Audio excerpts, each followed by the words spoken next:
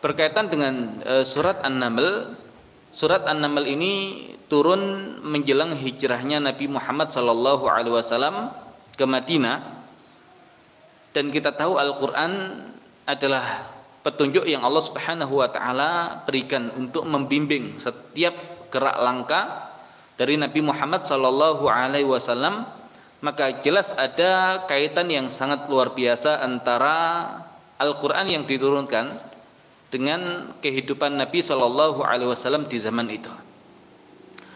Kita mengetahui di akhir fase Makkiyah, di mana ketika Nabi Muhammad SAW di 3 tahun yang diboikot oleh orang-orang musyrikin Quraisy, maka Nabi fokus pada keilmuan, fokus penyiapan sumber daya manusia, dan mematangkan setiap konsep sehingga selesai pemboikotan, maka sudah ada konsep, sudah ada SDM, maka yang ada adalah kemudian tempat mana yang siap untuk diterapkan konsep itu.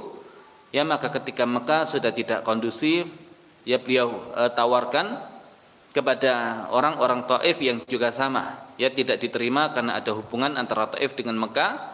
Ditawarkan kepada kabilah-kabilah yang lain, jawabannya juga sama, hingga Allah Subhanahu wa Ta'ala menggerakkan hati orang-orang Yathrib untuk siap menampung Nabi Muhammad SAW dan menerapkan setiap konsep yang beliau bawa, yang itu sumbernya adalah Al-Quran dan Sunnah Nabi SAW.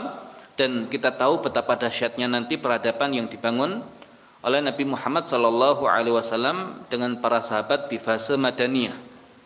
Namun petunjuk Al-Quran, bimbingan Al-Quran mengajarkan kepada para sahabat bagaimana cara membangun sebuah peradaban. Nah, di akhir fase Makkiyah ada ancaman dari orang-orang musyrikin Quraisy terhadap Nabi Muhammad SAW. Ancaman pertama adalah upaya pembunuhan beliau, dan ancaman yang kedua adalah adanya keinginan untuk mengusir beliau dari kota Mekah.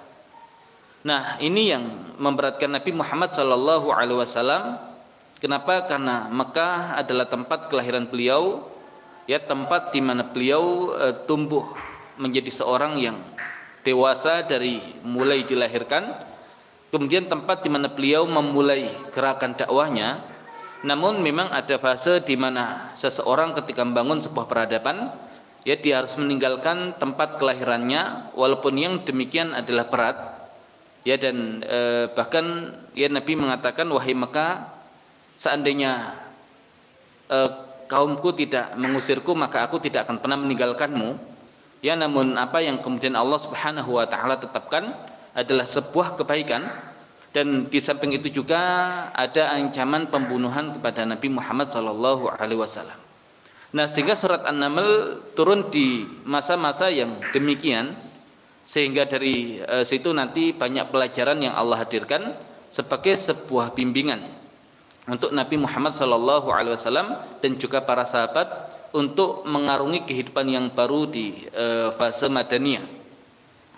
Yang menarik kalau kita melihat apa yang ada di surat An-Naml, kita akan dapati ada 5 kisah orang nabi yang Allah Subhanahu wa Ta'ala munculkan di surah An-Naml ini.